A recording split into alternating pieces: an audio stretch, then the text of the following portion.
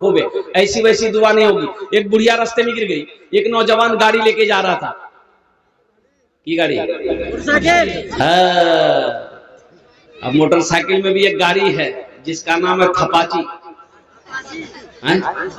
Apache, हम ही नाम रखिया ही थपाची। अभी जहेज में चल रही है गाड़ी, इधर जहेज चलता कि नहीं? अरे बाप, जहेज इधर भी लेता है आदमी। हम समझिए बीमारी बंगाले में है, ये तो बिहारों में भी बंगाली बीमारी है, बहुत खतरनाक बीमारी है ये, इसका कोई इलाज नहीं, कैंसर से भी खतरनाक एक बीमारी है जहेज। अच्छा, इस मौजू पर गुफ्तगू करूंगा मैं इंशाल्लाह। मोटरसाइकिल लेकर नौजवान जा रहा था, देखा एक बुढ़िया रास्ते में गिर गई है, मोटरसाइकिल खड़ी किया, बुढ़िया को उठाया, दादी उठिए उठिए उठिए उठिए, पकड़ के बुढ़िया को उठाया, बुढ़िया बदन हाथ झाड़ी, बुढ़िया बोलिए बेटा जितना जल्दी तुम हमको उठाए ना, हम दुआ करते हैं उतना जल्दी अल्लाह तुमको भी उठा ले। कोई दुआ हुई अब कुर्बान जाओ नौजवानों, एखाने जेटे दुआ होगे कबूल होगे, जेटे दुआ होगे मकबूल होगे। अल्लाह पाक कुरान पाक इरशाद फरमाते हैं वक़ाला रब्बुकुम उदऊनी अस्तजिब लकुम। देखिएगा, एक आदमी कान का बहीर था, कान का बहीर था, कान का, कोई आदमी अगर कान का बहीर होंगे तो बुरा नहीं मानिए। एक आदमी कान का बहुत ऊंचा सुनता था, उसके समधी की तबीयत खराब हो गई, समधी जाने ना, समधी उसका बीमार हो गया, तो इसको पता चला कि मेरी समधी की तबीयत खराब हो गई, देखने के लिए जाना होगा, नहीं जाएंगे तो शिकायत करेगा कि हम बीमार हुए देखने नहीं आए। बीमार की इयादत करना नबी की सुन्नत है, जब कोई बीमार हो जाए तो उनको देखने जाना नबी की सुन्नत है। लेकिन जब कोई रिश्तेदार में हो, पड़ोसी में हो, मोहल्ले में हो, कोई मेरा भाई हो बीमार हो जाए तो उसको देखने के लिए जाओ, ये नबी की सुन्नत है। लेकिन वहां ज्यादा देर ना ठहरो, जाओ इयादत करो, उनको दिलासा दे दो, फिर वहां से तुरंत लौट कर आ जाओ। अब ये नहीं गए बीमार को देखने, हम मुर्गा तोड़ रहे हैं, 2 दिन 3 दिन वहीं रह गए। और जब बीमार के पास जाया करो तो बीमार को दिलासा दो कि आप ठीक हो जाइएगा, घबराइए मत, दवाई खाइए ठीक हो जाइएगा, अच्छा हो जाइएगा। बीमार को ये मत बोलो कि अब आपका टिकट बन जाएगा, घबरा जाएगा ना बीमार भाई। अगर उसको कोई बड़ी बीमारी भी हो, चाहे कैंसर हो, टीबी हो, कोई बड़ी बीमारी हो, लाइलाज बीमारी हो, डॉक्टरों ने कह दिया कि घर ले जाइए आप नहीं बचेगा, बीमार को मालूम नहीं है, तो उसको दिलासा दो कि आप अच्छा हो जाइएगा, अल्लाह अच्छा कर देगा, अल्लाह शाफी है, अल्लाह हादी है, अल्लाह आपको अच्छा कर देगा। अब बीमार के पास बैठ के ये ना बोलो टिकट तो बनी जाए, बीमार घबरा जाएगा। इसलिए ये बहरा आदमी सोचा मेरा समधी बीमार हुआ है, देखने के लिए जाना है, लेकिन फिर सोचा कि हम जाएंगे देखने के लिए, हम बोलेंगे मेरा समधी सुनेगा, लेकिन मेरा समधी बोलेगा तो हम तो सुन नहीं पाएंगे, लेकिन जाना भी जरूरी, जाना। 3 बात ये अपने दिमाग में सेटिंग किया कि यहां से हम पहले जाएंगे ना, सलाम करेंगे उसको, तो सलाम का जवाब देवे करेगा, हम सुने या ना सुने। पहला सवाल करेंगे समधी आप कैसे हैं, तो बोलेगा कि पहले से अच्छा है, हम बोलेंगे अल्हम्दुलिल्लाह। दूसरा सवाल करेंगे समधी आप खाने में क्या खाते हैं, तो वो कोई नरम ग़िज़ा का नाम लेगा, हलवा का नाम लेगा, खिचड़ी का नाम लेगा, फल फ्रूट का नाम लेगा, जूस का नाम लेगा। हम बोलेंगे समधी बहुत अच्छा खाना है, खाइए, बदन में ताकत आ जाएगी, अच्छा हो जाइएगा।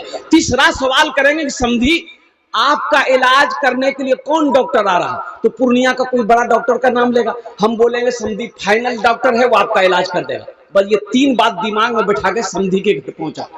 समधी चारपाई पे सोया हुआ था। एक बात याद रखिएगा, जो बहरा आदमी है ना, वो जब बात करेगा बहुत ऊंची आवाज में बात करेगा, वो समझता है जैसे हम ऊंचा सुनते हैं सब ऊंचा सुनता है। समधी सोया हुआ था, जाके सलाम किया, अस्सलाम वालेकुम, समधी बोला वालेकुम अस्सलाम। जब पहला सवाल किया कैसे हैं, कैसे हैं, तो समधी बोला मर रहे हैं, बोला बहुत अच्छा है समझो। समधी सोया हुआ तो उठ के बैठ गया, बोला कैसा आदमी है भाई, ये हमको देखने आया कि कब्रिस्तान पहुंचाने आया है। समधी का गुस्से से हालत खराब हो गई। अब ये सोचा दिले दिल की पहला सवाल कर लिए हैं, दूसरा सवाल जल्दी कर दे। कहा कि समधी खाने में क्या खाते हैं? खाने में तो गुस्सा मत है था। बोला जहर खा रहे। बोला बहुत अच्छा खाना समधी, बहुत अच्छा खाना खाइए। समधी बैठा हुआ तो उठ के खड़ा हो गया। कब इसको धक्का मार के हम घर से निकाल दे। अब ये बहरा ये दिले दिल खुश था कि 2 सवाल कर दिए, अब जल्दी से तीसरा सवाल दागो। तो पूछा कि समधी इलाज करने के लिए कौन डॉक्टर आ रहा है? कौन डॉक्टर आ रहा है? तो गुस्सा मत है ये था, लाल पीला होके बोला कि मलकुल मौत आ रहा। बोला फाइनली डॉक्टर है समधी, आपका इलाज कर देगा। बेकार जिंदगी को तू अपनी सवार ले, बेकार जिंदगी को तू अपनी सवार ले, तौबा का दर खुला है खुदा को पुकार ले, तौबा का दर खुला है खुदा को पुकार ले, खुदा को पुकार ले। एक बादशाह है, तमाम दरबारियों से कह रहा कि जो मेरे सवालों का जवाब देगा हम उसको इनाम देंगे, जो मेरे सवालों का सही जवाब नहीं देगा हम उसको, बोलो भाई क्या करेंगे? बोलो, अरे बोलो हो ना हो, गर्दन उड़ा देंगे। मजमा खामोश है। बादशाह खड़ा हुआ, बोले भाई कौन मेरे सवालों का जवाब देने वाला? खड़ा हो जाओ। कोई खड़ा होने के लिए तैयार नहीं। लोग आपस में बात कर रहे थे, भैया ये बादशाह का दिमाग छिट खोपड़ी है, उल्टा पुल्टा सवाल करेगा, जवाब सही नहीं होगा तो जान से मरवा देगा, जिंदा रहेंगे दिल्ली खट के खा लेगा। बहुत देर के बाद एक नौजवान खड़ा हुआ, हाथ उठाया कि हम आपके सवालों का जवाब देंगे। बादशाह बोले ए बाबू बसे जाओ, खाने बसे जाओ, बसे जाओ। ए बेटा जाबी ना कि नहीं जाएगा, बैठ जाओ, कंट्रोल करो, हाँ बसो।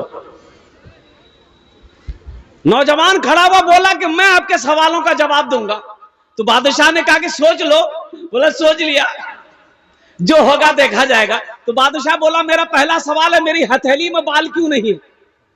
बोला बाप रे बाप, ये तो आदमी का सर में बाल नहीं होता है, एक सवाल है, हथेली में बाल क्यों नहीं है? तो लड़का बड़ा चालाक था, नौजवान बड़ा होशियार था। नौजवान ने कहा कि हुजूर दरअसल बात यही है कि आप दान पुण्य सदका खैरात जकात अल्लाह के राह में बहुत देते हैं, इसलिए देते देते सब बाल घिस गया। बोला बहुत अच्छा, बहुत अच्छा, दो इसको इनाम दो। अब देता था कुछ नहीं बादशाह। बोला इसको इनाम दो, इनाम दिया गया। बोला ठीक है, मेरा दूसरा सवाल, मेरा देते देते घिस गया है, मेरा दूसरा सवाल है कि तुम्हारी हथेली में बाल क्यों नहीं है? बोला फंस गया मैं, मेरा देते देते घिस गया, तो तुम्हारी हथेली में क्यों नहीं है?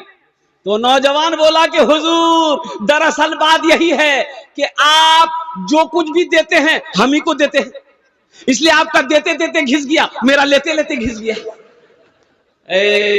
बादशाह खुश हुआ, बोला इसको इनाम दो, इसको इनाम दो। इनाम दिया। बादशाह ने तीसरा सवाल किया कि मेरा तीसरा सवाल यही है कि ठीक है, हमारा देते देते घिस गया, तुम्हारा लेते लेते घिस गया, ये हजारों का मजमा जो बैठा है इनकी हथेली में बाल क्यों नहीं? अब ये लास्ट में हम बताएंगे। इस क्वेश्चन का आंसर मैं लास्ट में बताने की कोशिश करूंगा। नौजवानों, मेरे बच्चों, मेरे बुजुर्गों, मेरी और पर्दा नशी मां बहनों, ये मस्जिद का जलसा है। मस्जिद अल्लाह का घर है। कौन अल्लाह? जो खिलाता भी है। कौन अल्लाह? जो पिलाता भी है। कौन अल्लाह? जो अल्लाह मीठी नींद सुलाता भी है। कौन अल्लाह? जिसके कब्जे में हम सबकी जान है। कौन अल्लाह? जो एक दिन मौत देगा, अपने कटघरे में खड़ा करेगा, फिर मेरा अल्लाह पूछेगा मेरा बंदा दुनिया से आया है, मेरे लिए क्या लाया है? अल्लाह पूछेगा मेरे नौजवानों कि दुनिया से आई लो की ले लो, तो का बोलबो? मोबाइल लेनी हो।